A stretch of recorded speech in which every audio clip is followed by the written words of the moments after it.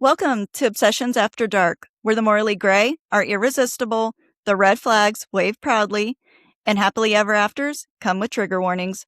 We're your hosts, Cassie and Lori. And each week, we're diving into the darkest corners of romance, breaking down the books, the characters, the chaos, and everything that keeps us turning pages long past midnight.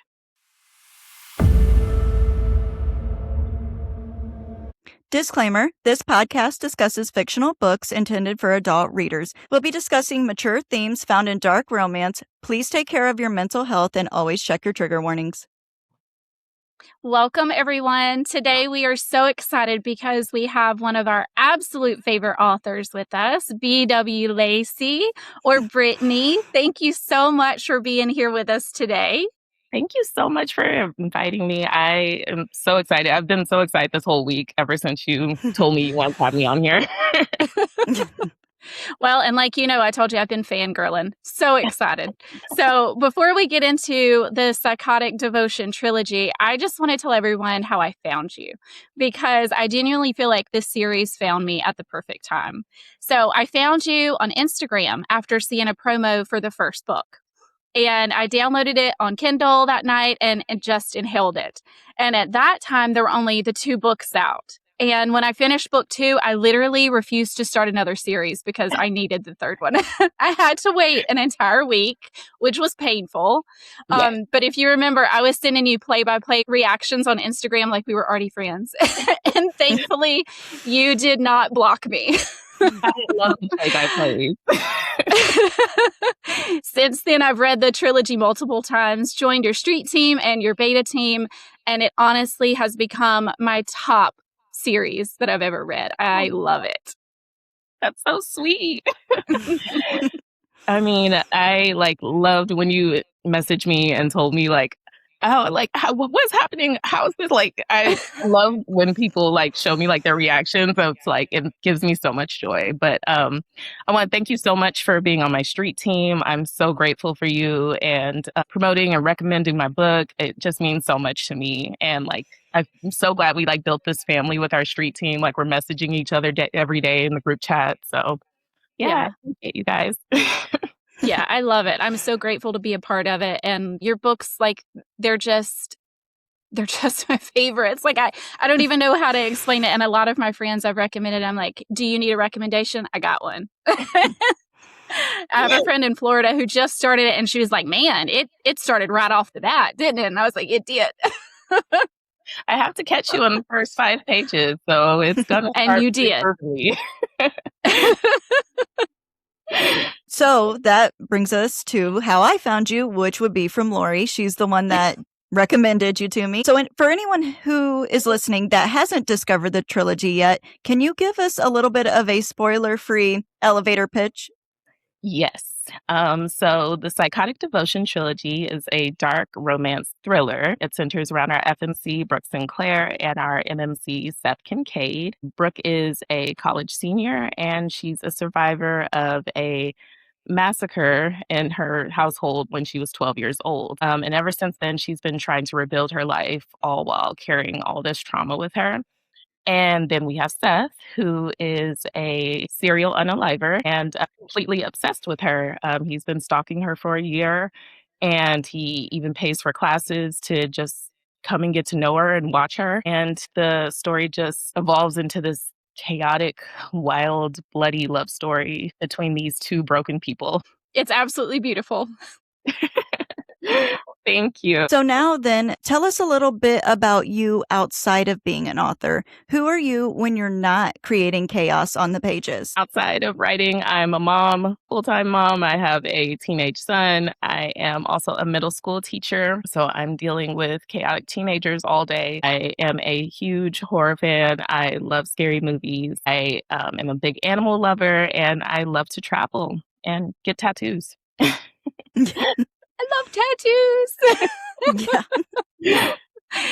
Okay, so you're mom, teacher, and author. So those are 3 completely different worlds.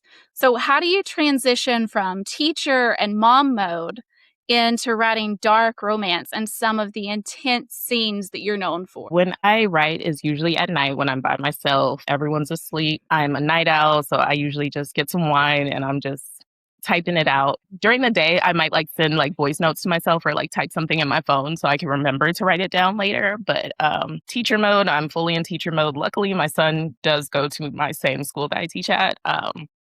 But yeah, after everything is done during the day, dinner, homework is done, then it's mom time to just write. So do you teach older kids? Yeah, I teach 7th and 8th grade.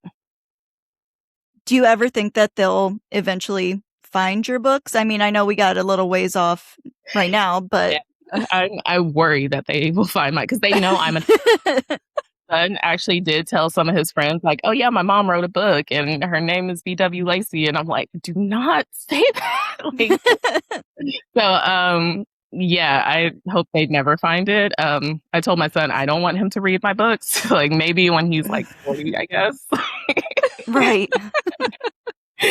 But yeah, I don't want them reading it. I just seen an author post on Instagram and she said, I want everybody to read my books except for the people who know me. Right? Yeah. When my family found out, they read it and they were recommending it to people. Like I remember my aunt, she said, "Oh, I'm going to recommend it to people at church." I was like, "Please don't. It's not Oh. that book. Please do not." I mean, they might learn some things. Well, they will learn a lot. They might kick you out. Yeah. Luckily, I don't go to her church, so I'm like, they just. So. Let's talk about our favorite unhinged couple, Brooke and Seth. When you first created these characters, did you know exactly who they were going to be, or did they surprise you as time went on? Partially both. So like I knew who I wanted them to be as characters, but as I wrote, like I guess they developed more and there were so many more layers to them. So when I first thought of the story, it was like after the Scream reboot came out. And I loved it, but I was still like, I wish they would have did something completely different. So I just thought about like, what if in this franchise, like the killer was actually in love with the final girl instead of it being them trying to ruin her life, you know? So Right. Brooke is the combination of several of my favorite final girls in movies, but I didn't want her to be like the stereotypical final girl where she's like a virgin and, you know, the girl next door, she's introverted. She has like the whole goth aesthetic. She's a loner, even though she has like a couple of friends. And Seth, he develops like with my idea of like some of my favorite morally gray male characters, like Angel from Buffy and Billy Loomis, of course, and Seth Gecko. That's how I got his name from the movie Dusk Till Dawn. So after that, like after I kind of got like the base of what I wanted them to be, then it started to develop more of like what was their backstory, you know, how did they get to be the characters that we know? Yeah, so it just kept like peeling like onions till I figured out like, okay, this is who they are and this is why they are so right for each other. They are like, they're the perfect couple, like the way that you wrote them and Brooke's attitude and then his attitude. I don't know. I just felt like they were literally fated to be together. Right. Yeah. When you read Kincaid, you'll kind of see it. It kind of does seem like they were always meant to be together in some way. So funny story, just real fast since you mentioned Buffy and Angel. My son is actually named after the Buffy the Vampire Slayer TV show. So that one has a really important place in my heart. So I just thought I'd throw that out there. I love Buffy. That's one series that I think I've rewatched like at least 8 times. You know? Oh, yeah. Mm-hmm. I liked the Angel spinoff so much though. Like that was fantastic. Yeah. So yeah, that's one of my favorites for sure. Yeah. Okay, so Seth. So he's such a fascinating character because he is terrifying. He is morally gray and he does things that should make readers run the other direction, but somehow we are completely invested in him. So when did you realize that Seth was going to be that character? And was there a scene where you thought, oh no, he's taken over the story? I didn't know people would love him as much as they did.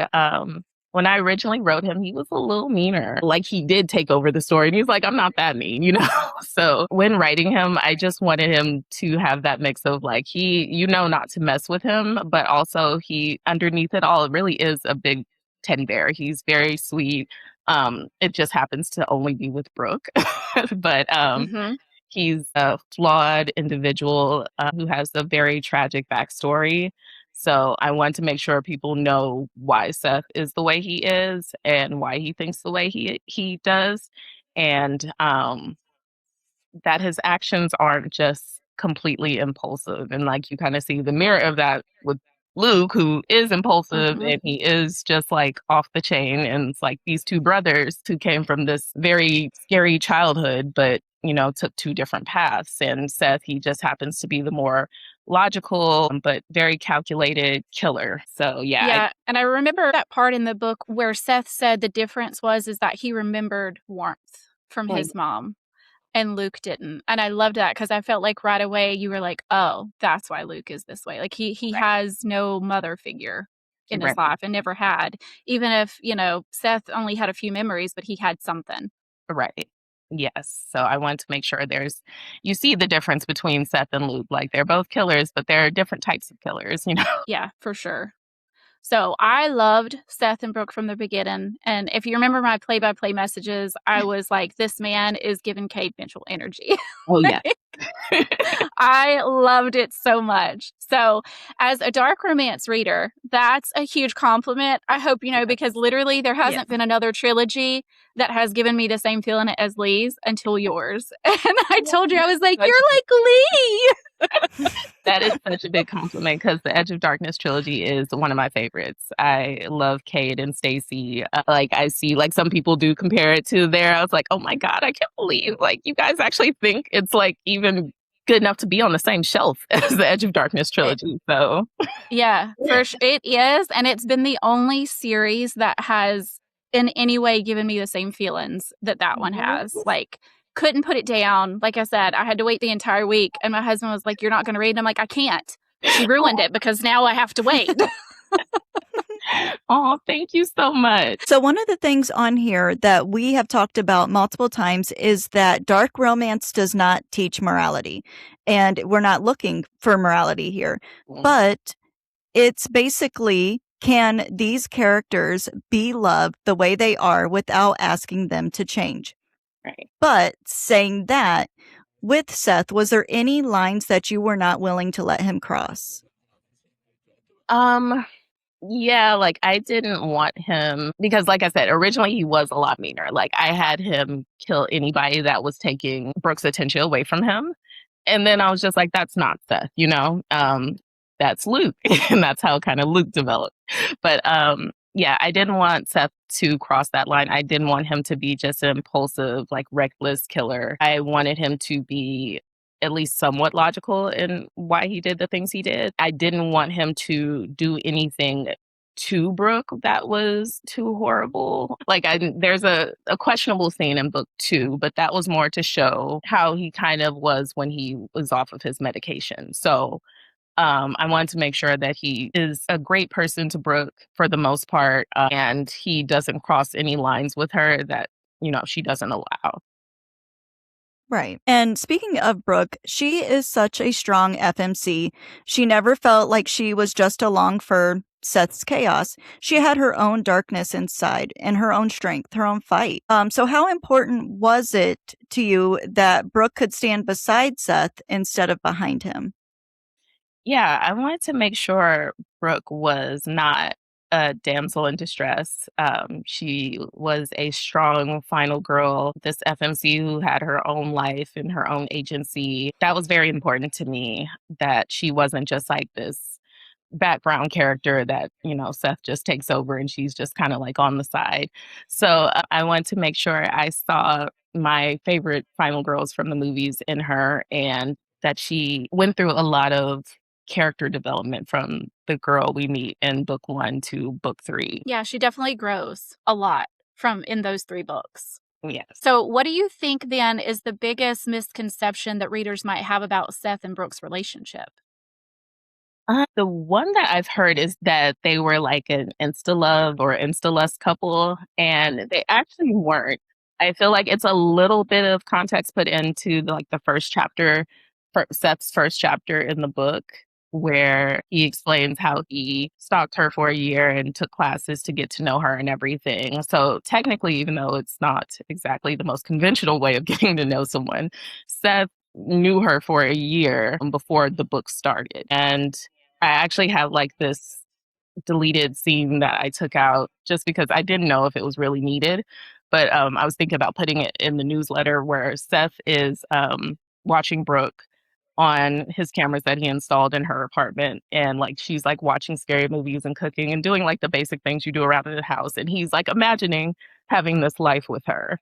And it's really cute and like sort of sad, that this is the way he's kind of like trying to relate to her. So yeah, they're not an insta lust couple. Like they did know each other before the book started. Brooke was more of just intimidated by him, so she never really approached him. And he just was kind of figuring out how to approach her, but he did it in an unconventional way before actually getting her. So we know that anybody who reads this trilogy is going to be completely obsessed with it. So we want to talk about some favorite moments. What scenes are you personally proud of the most that you have written? I think the prologue of book one is the one I'm most proud of because I feel like that's the one that gets readers into the book. And that was the first thing my friend Stacy read in order to like convince me to publish the book. She just read the prologue and she was like, "No, why have you been sitting on this? Like, publish this." It's a very batshit crazy, brutal start to a book that's labeled a dark romance. So like, it's kind of like unexpected. And I was really happy with how it came out and that it didn't completely, deter readers because I know like some people are like, that's too gross, that's too violent. So yeah, I feel like that's kind of like my pitch to get people to read the book. So I think the prologue is probably my favorite part. So you did great on the prologue because it really draws the reader in. My husband has not read your books, but the other day I pulled out your book and I was like, "Hey, let me read you the beginning of this first book." And he's like, "Okay." So I read it to him and he's like, "Well, that's good writing." And I'm like, "I know." So it really does like pull you in and you're like, how does this even fit with what's about to happen? But then you learn and you're like, okay, it all makes sense. But you did fantastic with that prologue. Thank you. So my husband is a reader, but he actually is a romantasy reader, believe it or not. Okay. And he does not like dark romance, any of the audiobooks that I listen to out loud. He just doesn't like it. So the other day when I was reading, he pulled up the prologue to see, if he would like it because he tries to read some of the stuff that I read. But when he read the prologue, he's like, "This is one I think I could stand. I could do this." Aww, that's such a big compliment, especially like when I see like guys actually will read it. I was like, because like, man, it's majority like consumed by women. So it's like when I hear like a guy read my book, I'm like, really? My husband has so much fun at book conventions because they all think that he's like, just my little purse holder or going around. But when he goes up to authors asking for autographs, they look at him like, "Is this for your wife?" And he's like, "No, I love you. This is for me." And you just don't see it very often. But with him, he's the reader too. So it's Right. nice. That's awesome. I'll have to get her autograph at Happily Indie After for John. Yes. Yay. He would love that. Coming. Okay, so Brittany, was there a scene that you wrote that really emotionally wrecked you while you were writing it? Yes. In the first book, without giving anything away, there's a death of two characters that really hurt to write. Even though I knew I had to write it that way, because like even before I had everything drafted, I knew that this was going to be the fate of one of those characters. And as much as I didn't want that character to die, they just had to. But in Kincaid, there is a scene towards the end, actually a whole chapter towards the end, where every time I'm editing that one, I just cry. Like I've never cried like that when writing something. So that one really emotionally wrecked me. So I always say like I'm sorry in advance. Like when you guys read this, it's really emotional. Just especially knowing like everything we know that happens throughout the trilogy and this one character, her perspective at the end, it's just really heartbreaking. I remember who you're talking about, and that was hard. That was really hard to read. Yes. But I'm really excited to read Kincaid and see that side of it. Yes. It's an interesting read. Definitely, like I said, I take inspiration from movies, so it's a lot of like American Psycho mixed with like The Stepfather and what's that one, Sleeping with the Enemy or something. Like it's all those combined. I love when books make me cry. That's how I know it's a good book. Right. I mean, that's my favorite. So was there ever a moment when you surprised yourself and thought, I can't believe my brain just came up with this? Yes, it's mostly the prologues or any of the kill scenes, honestly. They're always something that either I have a personal fear of, like especially at the gas station. I will not go pump my gas at night, so I put that in my book.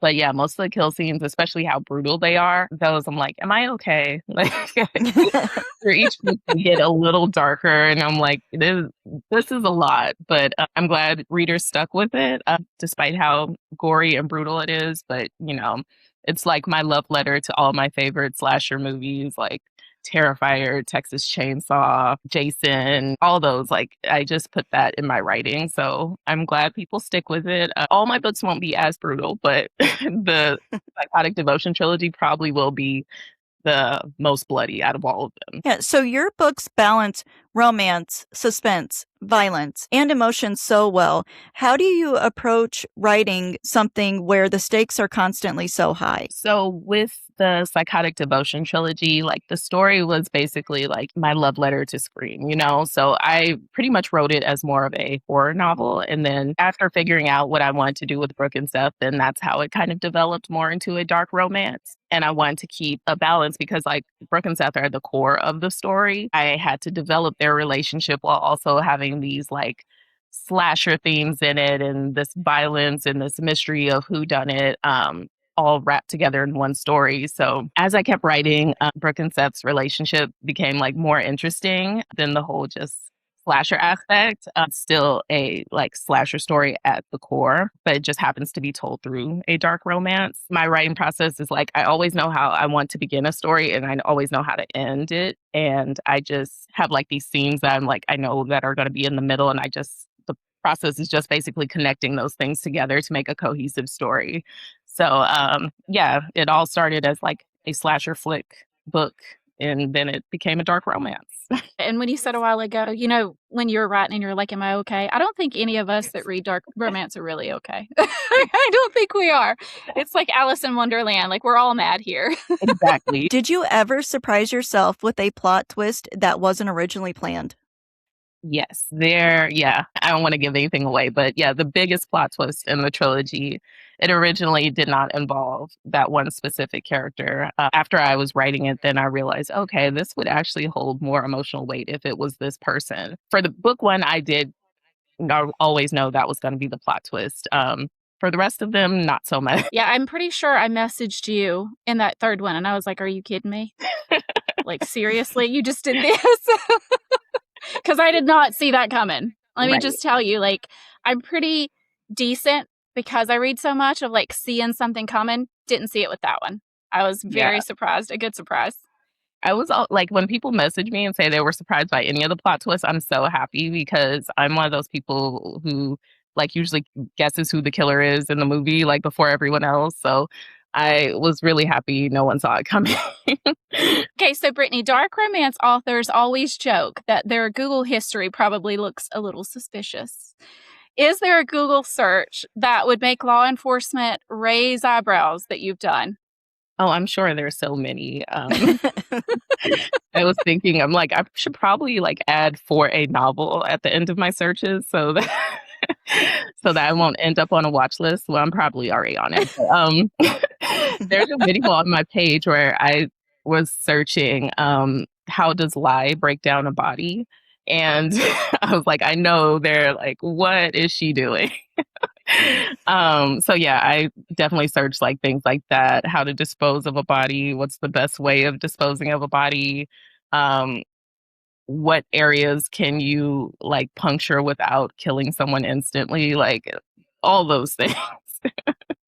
Yeah, it's something we all joke about until it actually happens, which has happened to me. And I was like panicking the whole time. The person who had the phone number before me, it was crazy. But I actually did have the cops search my phone and I was dying the whole time until they seen that it obviously was somebody that had it previously because it was a new number. But it's not funny That is when it happens to you. I I was texting Lori the whole time, like, oh my God, this is crazy. I would have a heart attack because it's like, how Yeah. do I prove that, even though I'm searching these things, like I didn't really do it? Yeah, it's scary. Yeah. And you did really well with Seth looking like a professional in all of those scenes, or not just Seth, but in those scenes where those things were required. It was flawless. You would think you were a serial killer. I know you're not, but like it was that good. Right? I was like, let me make sure it doesn't sound too far-fetched, because my friend, when she read it, she was like, I watch a lot of true crime. I feel like Seth is leaving some things behind. I was like, okay, let me clean it up so he'll be able to get away with it. So, is there anything you refuse to write, even in dark romance? Yeah, I don't really ever think it's necessary to write any graphic essay scenes, especially any child essay. Like I have a character in a upcoming book where she does experience that abuse as a teenager, but it's not like graphically on paper. It's just kind of like something she's saying that she went through. Um, but yeah, I don't think I would ever need to write anything like that. And yeah, I also hesitate on like violence to animals. I don't really like that either. So yeah, I'm pretty sure there's other lines I wouldn't cross, but just like when it makes sense to the story, I write it, but I don't think any like graphic assault, like sexual assault or anything, is really necessary to write on page. I mean, that can be depicted in a way without having to be very graphic about it or go into full on detail. A lot of the dark romance characters do have trauma and that kind of trauma, but there's no reason to full on write the whole story about it. It can be, fade to black moments. Right. There's no need to put all that in there. Yeah. And as a mom too, that's something I'm very sensitive about. So I don't know that I could ever write it. And I have a hard time reading essay, even when it's, of age. It's just hard in general. But definitely I think the kiddo one, that's a line for me too, for sure. Yeah. It's unnecessary. Like, I mean, I know some authors, like they feel it's necessary to write in their book. I just don't feel like I would ever do that. Okay, so dark romance gets a lot of criticism from people who don't understand the genre. So what do you think people misunderstand the most about it? And why are readers drawn to these morally gray characters, in your opinion? I think the biggest misconception is that it's like all smut. Like this is literary porn, or like we're just glorifying bad people. And that's not it. I just think that the genre explores like complicated, deeply flawed people and putting them in these situations that most of us will never experience in real life. Thank God. I think people underestimate it for different reasons. Like they don't understand why some readers enjoy the stories, and some people just like love the suspense side, or some people like the psychological side or the emotional side. It's more than just smut. We have these complex characters who are carrying a lot of guilt or trauma, grief, and sometimes, or most of the time, they handle these things in unhealthy ways. But it doesn't mean that these books are telling the reader that these things are okay. And most readers are capable of separating fiction from reality. And, it's a safe space to explore these difficult subjects, within this fictional setting. Right. A lot of women use dark romance to heal. And I don't think that's anybody's place to tell somebody you're healing wrong. And if that's how we want to heal, then, that's what we're choosing to do in a safe space. Exactly. Yeah, it gives some of that control back. And I would think even writing that would do the same. Not just reading, but writing dark romance would kind of heal in that same way. Exactly, because I know, like, myself and most of the dark romance authors are survivors of, assault and things like that. So, yeah, it definitely was a way for me to heal when I started writing the trilogy. So, I feel like it gives the readers and the writers that same healing experience. Why do you think readers connect so deeply with characters who are flawed or broken and sometimes even dangerous? I think it's because, like, underneath everything, these characters are still human. Of course, like, most of us aren't serial killers, hopefully, or like mafia bosses or anything, but we understand what it feels like to be hurt or go through abuse or rejection or grief. So, like, these emotions are universal to a lot of people, and readers connect to these flawed characters because real people are flawed. We all have parts of ourselves that we don't want everyone to see. And we've all made terrible choices before, but usually in this fictional setting, we watch these characters struggle or make terrible choices that are like more exaggerated. And they still fight for a life that they hope and want and a future that they feel they deserve. So that's like one of my favorite things about writing these characters because like beneath all the violence and chaos, like they're still just searching for like love and acceptance and belonging. And I think that's where people mostly connect with. Yeah, I'd agree with that. I think people genuinely just want to be loved for how they are and all their brokenness. And in dark romance specifically, I feel like you actually get to see that. You get to see the fullness of brokenness and you get to see somebody accept them and love them just that way. Exactly. Okay, so we've talked about murder, trauma, chaos. So now let's talk about another thing dark romance readers love, the chemistry.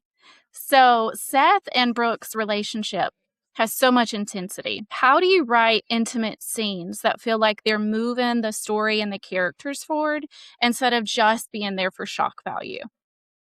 Yeah, like, or the spice scenes between Brooke and Seth, like, they're all put there for a reason. Like, it's supposed to be to grow their relationship or show the growth in their relationship.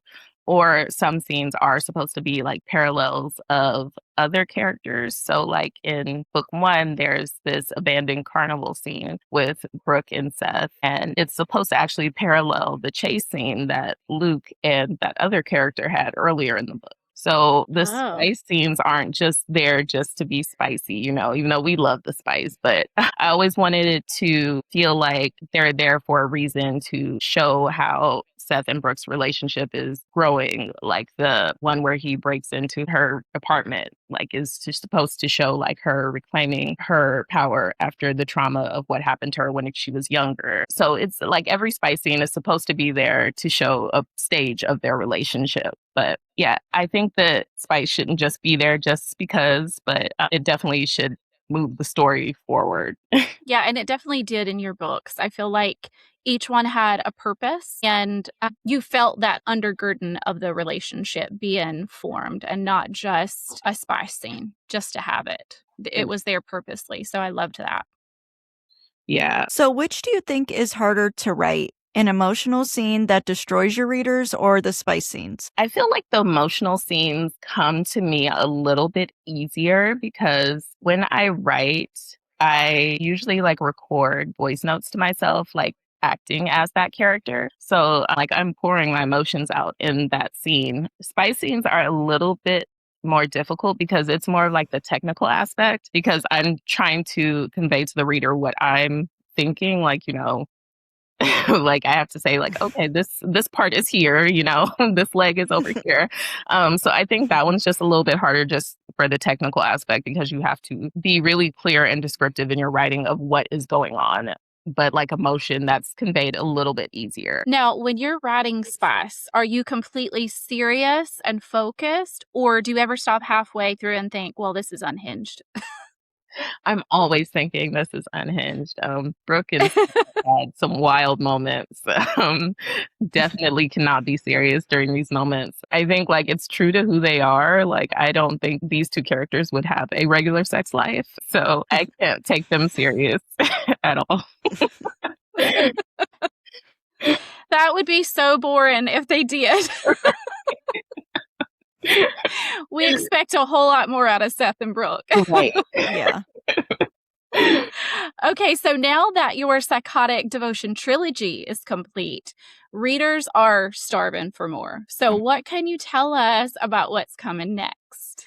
Ooh, well, everyone knows like Kincaid is coming, and I split that into two parts. So, part one is coming first in October, and that one focuses on Seth and Luke's parents, because Seth and Luke share the same dad, Richard Kincaid, who is an infamous serial killer, the Brentwood Butcher. And Seth's mother, Samantha Kincaid, meets him and thinks that he's the perfect man. And Luke's mother, Maggie, who's known him before the story starts, she just has this unhealthy obsession with him. So it's this complicated love triangle that eventually produces our two chaotic killers that we love from the Psychotic Devotion Trilogy.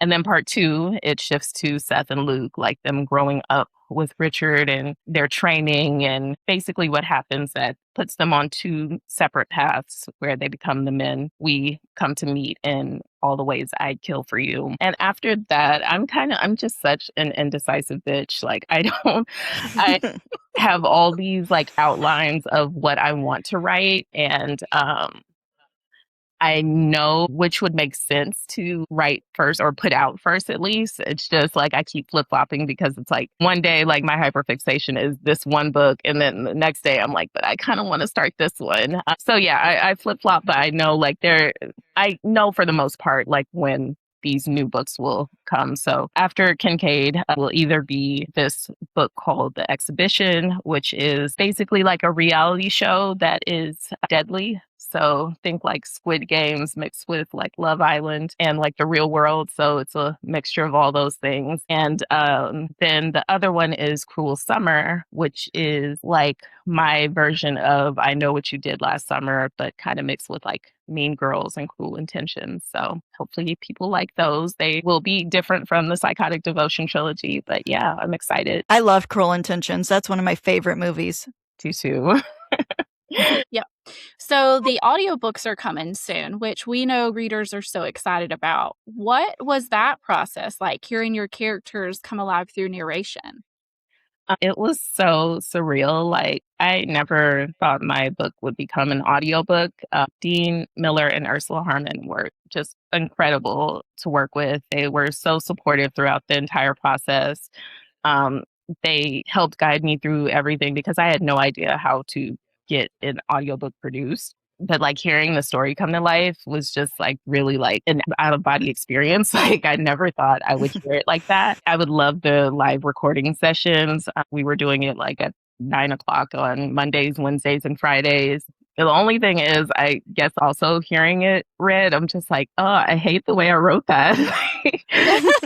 I'm like, well, I can't change it now because now it's on an audiobook. But overall, the experience was just like really exciting and fun. And I'm just so happy that now like the book will be accessible to more people. Right. Because I know as somebody like me with major migraines, audiobooks are a lifesaver for somebody that can't always read. Yeah, definitely. I'm the same way. Like usually when I'm in writing mode or I'm in editing mode, I can't like sit down and read another book. So sometimes I will listen to audiobooks for other books I've been meaning to read, but my TBR has grown so large. And I'm like, one day I'm gonna stop long enough to actually like read a couple of books. So, do you have a little exclusive spoiler that we can give to our listeners? Yes. So I want to say, like, if you have not finished the Psychotic Devotion Trilogy yet, this is your spoiler warning. But for everyone that's still here, Travis will get his own novella. The working title right now is Soft Launch. And that one's going to be kind of like a dark rom-com instead of like as dark as the rest of the books have been. So we know Travis, he's very funny and sarcastic. So I wanted his book to lean more into that. And also, for those who've read book 3, Bo is getting his own book called Collateral. And that one's like a dark romance assassin thriller. So I'm really excited for readers to finally get his story too. Those books are a little further down the line, but all the books that I am writing are mostly in the same universe. The only ones I'll say that probably aren't in the same universe are some of the short stories that are in my anthology book. And that's because like some of them kind of lean more towards the supernatural. And I don't necessarily think they're in the same world, but they could be. But there is like a short story that's in there that ties directly to the Psychotic Devotion Trilogy about that hotel that they were staying at, the Everspring. So I am so excited to hear about Travis getting one, because if you remember some of the things I sent to you, I'm like, I don't trust this guy. I don't know why, but I don't trust this guy. He's got bad intentions, and he never did. But I was like, something's not right here. And then Bo, I think I asked you too at the end. I was like, wait, that's not his name? no. Sometimes I give characters like placeholder names and then I never think of a new name. So Bo became his placeholder name at first. And then I was like, there's more to Bo than that. So that's not his real name. I am so excited for those. Okay, so Brittany, before we send you back into your dark writing cave, we have some fun, chaotic questions, okay? Okay. So Seth walks into a room. What song is playing? Ooh, I think for sure it will be RX Queen by Deftones. I feel like that's Seth's theme song. Like that's how he feels about Brooke. It would honestly, actually, any Deftones song is pretty Seth, and also Nirvana. But I think RX Queen like really describes him like to the T. Yeah, your soundtrack for this was phenomenal. Thank you. It was so good. And I have so many things now on my playlist just from the books. I'm like, so good. That's like such a big compliment when people are like, oh my God, the playlist was good. I'm like, yes. Yeah, and I have this thing when I read where if there's a playlist or if it says, like so-and-so, whatever it was playing, Swim by Chase Atlantic or whatever. So I'll have that song playing while I read that scene. Yes. To feel the vibe of whatever it is. And you did that so many times in the book, and I loved it because I could put that music on and I was like, okay, I feel the vibe. I see what's happening here. Yay, I'm so glad you liked it. Okay, so Brooke and Seth are stuck in an escape room. Who loses patience first? It's definitely Brooke. Seth, he's actually like, even though he's a killer, he's a lot more composed than that. I feel like Brooke, she would get like, I don't think she would blow up, but I think she would kind of get like just extremely like impatient, like under pressure, like Seth, get us out of here. Okay, so you're trapped in an elevator with Seth for 6 hours. Are you going to come out alive? I'm pretty sure I would. Like I would be quiet, like personally. I would just wait for help. And also, I'm not doing anything horrible to Brooke, so I think I would be safe. Yeah, as long as you don't touch Brooke, you're okay. Yeah. Okay, which character would survive a zombie apocalypse?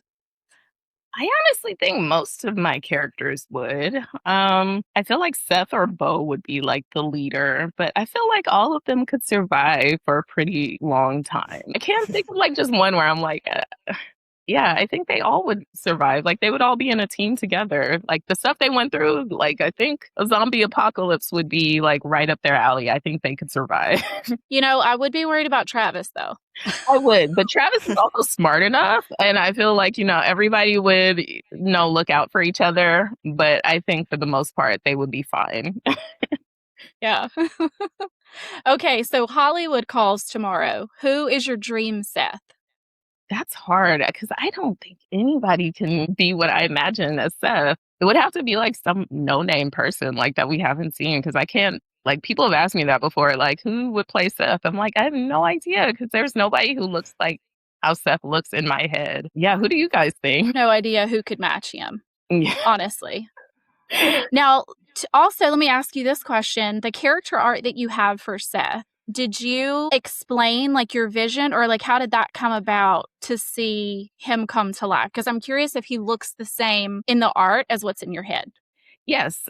So when I commissioned the art from the artist, I definitely I wrote out what I had as like one of my descriptions of him in the book, but I just added a lot more detail into it, and they pretty much got what I was aiming for. Yeah, I think the artists that I got artwork from, they've done a really good job at what Seth looks like to me. Yeah, like if you look at him, he's kind of like a little bit of Billy Loomis, but like hotter. Like more Way hotter. way hotter. So yeah, I think they've matched what's in my head.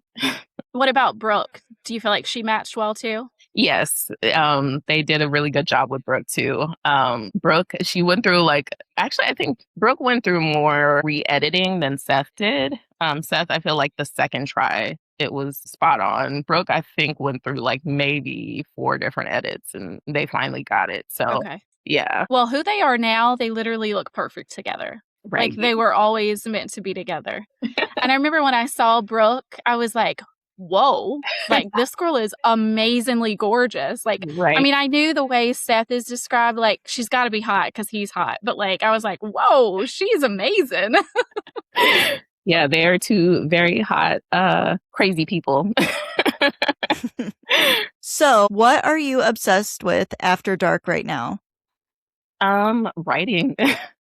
That's all I've been doing. Like I am on summer break right now, and that's pretty much what I do every night. I get a glass of wine, start writing. Sometimes I play that little merge game on my phone with the fruit, like that you merge together.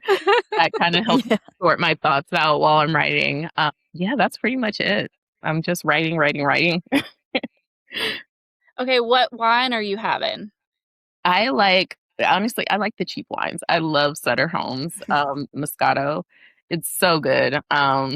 That's pretty much what I drink all the time. 'Cause I can't do hard liquor. It messes up my stomach. So I'm a wine drinker. A wine connoisseur. I love it. Well, Brittany, thank you so much for joining us. We loved having you on here, and we can't wait for everyone to listen and hear our conversation. Thank you so much for having me. This has been so fun. Thank you guys so much for all your love and support and recommending the books and even having your husbands read the books. So I appreciate you guys so much. Well, we appreciate you. I'm so thankful for another really good book to read and to sit on my shelf because it's my trophy books now. So, and you will be at Happily Indie after. So readers that are in Ohio can see you there too. Yes, I will be there August 14th and 15th. So please come and see me. I'll be at table 21. Perfect. I'll see you there. Cassie will be in another one, but I'll see you there. Yeah, I'll be at Sinners and Stardust in Boston. So, gosh, I want to go to that one. I'll be at Shadows and Seductions in March next. So will we. Yay! We'll be there. Yes. It's gonna be like a big, we'll get to see you. Right. It's gonna be like a big family reunion because I think a couple of the people in our street team are also going. So yeah. Oh, fun. I'll be running up to you. Brittany! So Brittany, where can we find you? So I am on TikTok. I am on Instagram. I just made my Facebook. All under BW Lacey, author BW Lacey. You can find my books on Amazon, Kindle, and I have the signed copies on my TikTok shop. I will be coming out with the hardcover soon. They will also be on my TikTok shop. I'm trying to finish my website, so soon I'll just have those sold directly off of my website. The audiobook will be available. I'm hoping it'll be done by the end of August, maybe early September. And I'll be available on Audible, Spotify, Google, Apple, Libby, and Hoopla, and Chirp, I think. So it'll be available in a lot of places. That's awesome. You're making it so accessible for so many readers. Yeah. Okay, so thank you for listening. Please subscribe, like, and share to support our channel. We are on Apple Podcasts, Spotify, and YouTube. If you're an author or narrator who would like to be a guest on our show, please reach out to us by email, which can be found on any of our Obsessions After Dark social medias. And until next time, stay obsessed, and we'll see you after dark.